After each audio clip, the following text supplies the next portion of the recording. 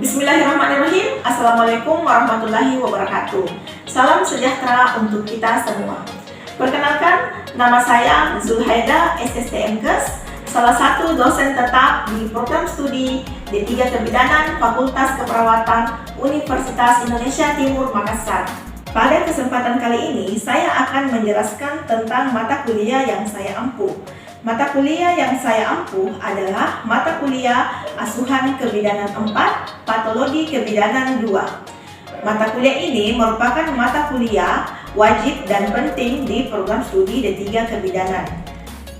Adapun SKS dari mata kuliah ini terdiri atas 2 SKS, terbagi atas teori 1 dan praktek 1 SKS, dan berada di semester 5. Sebagai seorang dosen, saya menerapkan Tridharma Perguruan Tinggi, terutama di bidang pengajaran.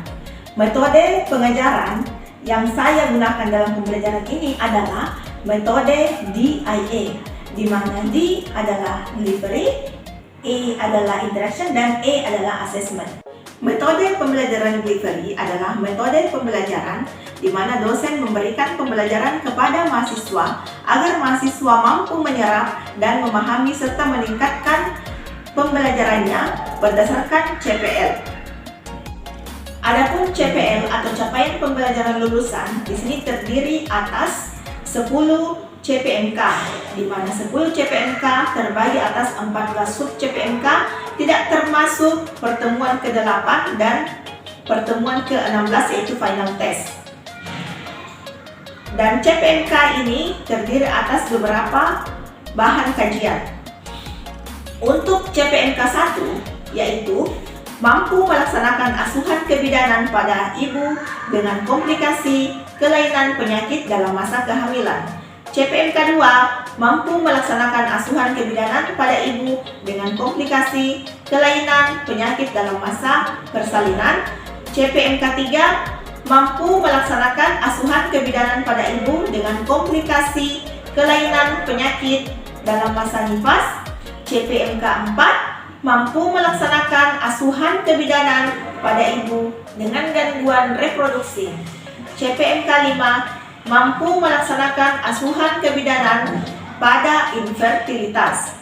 CPMK 6 mampu melaksanakan asuhan kebidanan pada masa klimakterium atau menopause. CPMK 7 mampu melaksanakan asuhan kebidanan pada perdarahan di luar haid. CPMK 8 mampu melaksanakan asuhan kebidanan pada radang genitalia interna. CPMK 9 mampu melaksanakan pendokumentasian sesuai dengan format yang tersedia di institusi pelayanan. CPMK 10 mampu melaksanakan rujukan berdasarkan standar praktik kebidanan dan protap. Metode pembelajaran yang saya gunakan selanjutnya adalah metode pembelajaran interaction.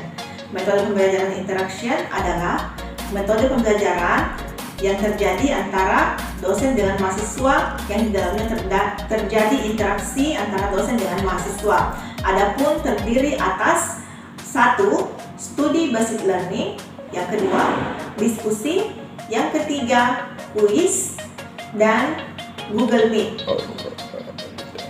Nah, metode yang pertama yaitu studi basic learning adalah dosen memberikan pertanyaan kepada mahasiswa berdasarkan materi yang telah dibawakan, dan mahasiswa diharapkan mampu untuk menjawab materi yang pertanyaan dari dosen. Kemudian diskusi di sini dosen melibatkan langsung mahasiswa dalam sebuah diskusi kelompok untuk menyelesaikan sebuah masalah atau kasus berdasarkan materi yang diberikan. Yang ketiga, metode kuis.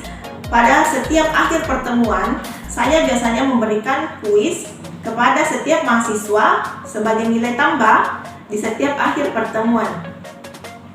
Dan Google Meet, saya memberikannya kepada mahasiswa dan diberikan jangka waktu sekitar 2-3 hari di setiap akhir pertemuan.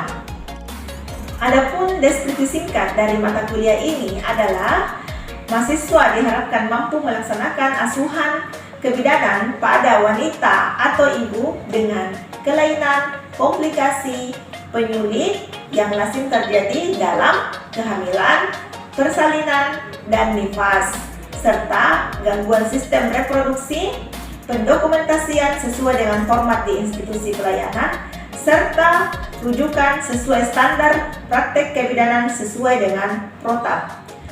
Adapun bahan kajian dari mata kuliah ini adalah asuhan kebidanan pada wanita atau ibu dengan kelainan, komplikasi, dan penyulit yang lazim terjadi dalam kehamilan, persalinan, dan nifas, gangguan sistem reproduksi, pendokumentasian, dan rujukan. Metode ketiga yang saya gunakan dalam pembelajaran yaitu metode asesmen, di mana dosen memberikan penilaian secara objektif kepada mahasiswa. Indikator penilaian tersebut antara lain: 1. Kehadiran 20%, sikap dan perilaku 20%, aktivitas 20%, ujian tengah semester 20%, dan final test 20%. Itulah ketiga metode yang saya gunakan dalam metode pembelajaran saya. Selanjutnya, saya akan menampilkan video pembelajaran secara tatap muka di kelas. Terima kasih. Oke, bismillahirrahmanirrahim. Assalamualaikum warahmatullahi wabarakatuh. Waalaikumsalam warahmatullahi wabarakatuh. Ya, pertama-tama marilah kita memanjatkan puji dan syukur atas kehadirat Allah Subhanahu wa taala, karena atas berkat rahmat dan izinnya lah sehingga kita masih diberikan kesempatan untuk bisa bertatap muka ya secara langsung, jadi tidak melalui perantara lagi seperti Zoom. Jadi kita saat ini sudah bisa bertatap muka secara langsung ya, alhamdulillah. Dan tak lupa pula kita mengirimkan selawat dan taslim atas junjungan Nabi besar kita, Nabi Muhammad SAW, Nabi yang telah membawa kita dari zaman kebodohan menuju zaman kepintaran seperti yang kita rasakan saat ini. Ya, oke. Seperti biasa, Ibu mau menanyakan, bagaimana kabarnya semua hari ini? Baik, Bu. Baik ya, sehat semua? Sehat. Alhamdulillah kalau begitu. Ya, oke. Jadi ini adalah pertemuan kita yang ke-11 ya? Ya, Bu. Oh ya, ke-11 ya. Jadi masih membahas tentang distosia kelainan janin. Jadi setahu Ibu minggu lalu kita sudah pelajari 3 kelainan distosia kelainan janin. Yang pertama yaitu ada kelainan Yang pertama kembar siam, terus ada bayi besar, dan ada hidrosefalus. Nah, dari ketiga materi ini masih ada yang ingat tentang materi minggu yang lalu? Apa masih ada yang ingat? Masih. Masih ya? Iya, Bu. Ya. Siapa yang bisa satu orang tentang materi kembar siam? Saya, Bu. Ya, silakan Reski. Kembar siam adalah kondisi bayi kembar yang salah satunya atau atau berbagai bagian tubuh saling menempel atau terhubung. Kembar siam merupakan kelainan yang tergolong jarang terjadi. Ya, bagus sekali ya. Jadi kembar siam itu artinya dia melengket ya. Dia itu bersatu salah satu bagian tubuhnya ya. Jadi dia tidak terpisah, kan ada kembar tapi dia terpisah. Nah, kalau untuk kembar siam dia itu menyatu tubuhnya ya.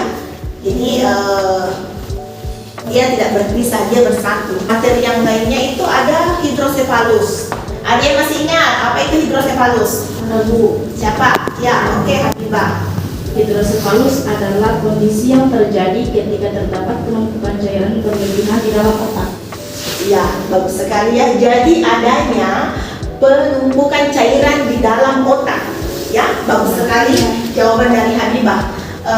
Terus bayi besar, ada yang tahu? Saya, Bu. Ya, coba ini. Bayi besar adalah kondisi ketika bayi terlahir dengan ukuran yang besar, yakni sekitar 4 kg hingga 4,5 kg atau bahkan lebih. Ya, jadi bayi besar itu adalah bayi yang berat badannya itu di atas 4 kilo atau mulai dari 4 kilo sampai seterusnya ke atas ya.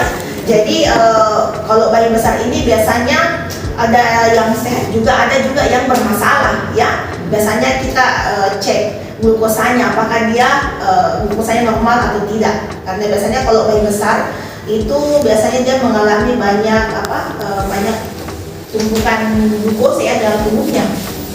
Nah, oke. Sekarang pertemuan kita masih di dosia kelainan janin, yang akan kita bahas hari ini yaitu gawat janin ya, atau biasa kita kenal dengan istilah fetal distress ya. Jadi kalau dalam istilah kesehatan itu gawat janin biasa kita sebut dengan istilah fetal distress ya. Nah, di sini ada tidak yang tahu apa itu fetal distress atau gawat janin? Sebelum ibu lanjut, ibu mau refresh dulu sedikit pemikirannya adik-adik. Siapa tahu ada yang bisa memberikan pendapatnya tentang fetal distress. Ada yang bisa? Ya.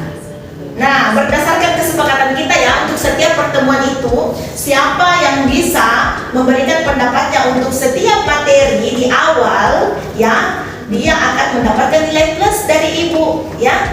Jadi, bagi siapa saja yang bisa memberikan pendapat tentang fetal distress, itu akan mendapatkan nilai plus, ya, dari ibu. Oke, siapa yang bisa? Ya, silakan. Siska. Fetal distress atau gawat janin adalah kondisi di mana janin kekurangan oksigen pada masa kehamilan atau persalinan. Iya, betul sekali ya. Jadi, fetal distress itu adalah kondisi di mana janin itu mengalami. Fetal distress itu adalah kondisi di mana janin itu mengalami yang namanya kekurangan oksigen. Jadi yang seharusnya dia itu mendapatkan oksigen yang cukup, nah ini dia malah kurang, ya. Nah, terus kita lanjut ya. Nah ini fetal distress adalah kondisi di mana janin kekurangan oksigen pada masa kehamilan dan persalinan, ya. Kondisi ini biasanya ditandai dengan menurunnya gerakan janin, ya.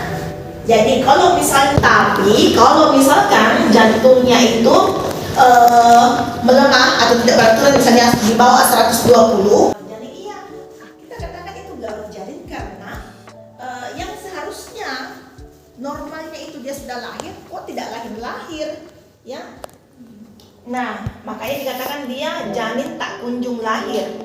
Biasanya terjadi karena adanya lilitan tali pusat. Nah, kalau misalkan janinnya itu terlilit tali pusat, biasanya janinnya akan kenapa? Kekurangan oksigen karena tali pusatnya itu tertekan ya oleh salah satu anggota tubuhnya si janin ini, ya.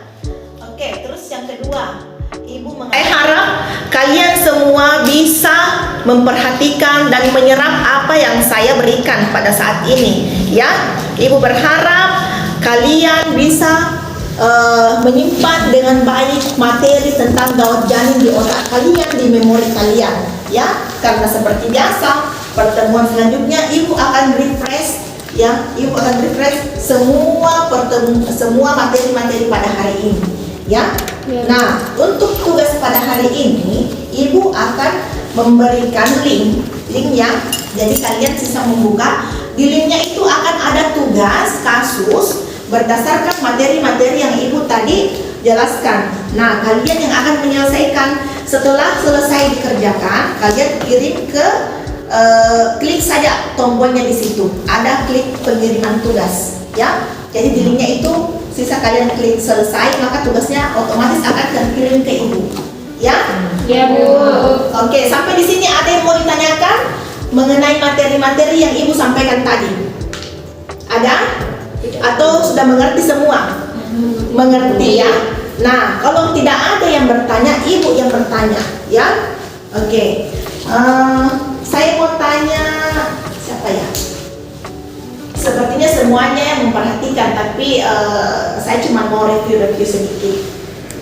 Aisyah, menurut Aisyah, kenapa kita harus mengubah posisi ibu untuk penanganan gawat janin? Supaya terdapat oksigen pada janin ibu, dan